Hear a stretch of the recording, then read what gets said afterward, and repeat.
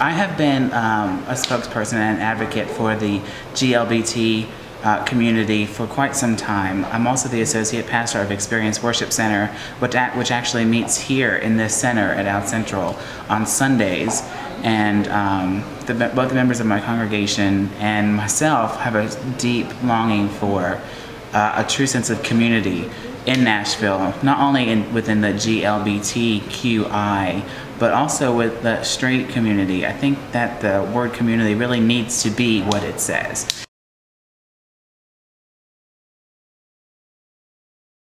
Okay, tonight is the 10th annual International Transgender Day of Remembrance. We've been doing these since November of 1999, initially to commemorate the murder of Rita Hester of Boston, Massachusetts. She was stabbed to death on November 28, 1998.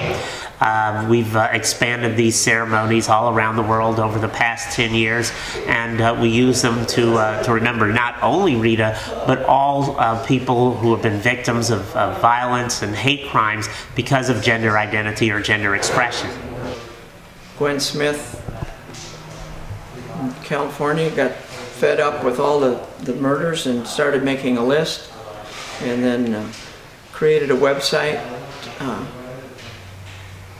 and it has spread worldwide.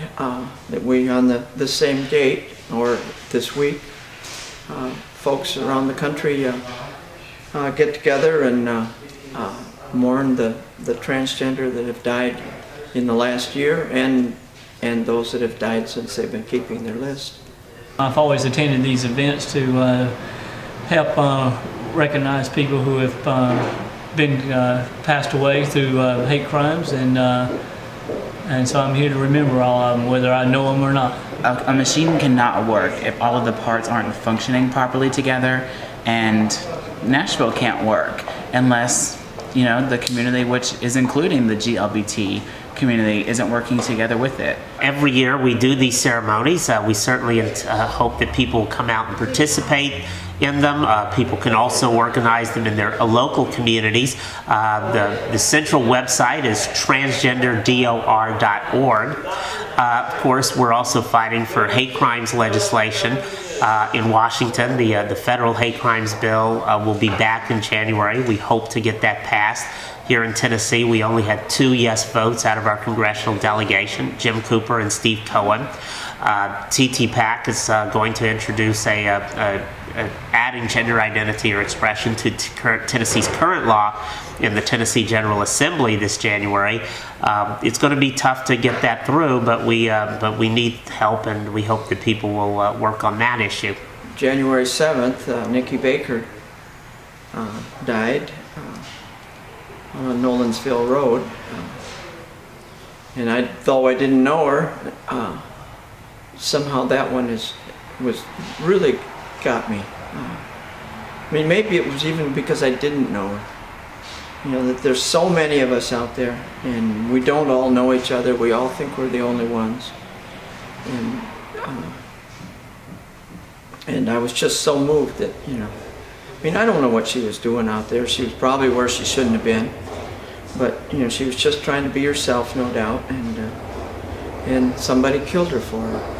It's time for us to come together as a community in its entirety and say, yes, we understand that we have differences, but there's so much about us that is the same.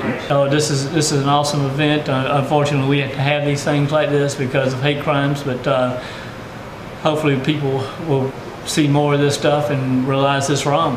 You know, it's a very solemn occasion, but I'm happy to be here with my sisters and brothers and to recognize these people who have passed away. Just about 11 days ago, we lost a person in Memphis, Duana Johnson.